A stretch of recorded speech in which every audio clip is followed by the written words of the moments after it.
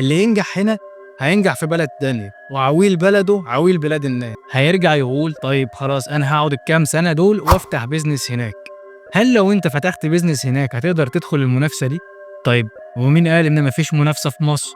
هقول لك في منافسة في مصر، بس أنت تقدر تدخل المجال من مكان صغير لحد ما توصل لمرحلة بعيدة.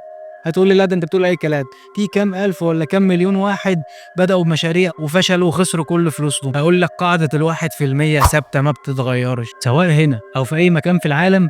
1% هو اللي بينجح، 1% أغنياء العالم، 1% المشاريع اللي بتستمر لأطول فترة ممكنة. فبالتالي سواء انك انت عملت بيزنس هنا او عملت بيزنس في بلد تانية، القاعدة ثابتة ما بتتغيرش.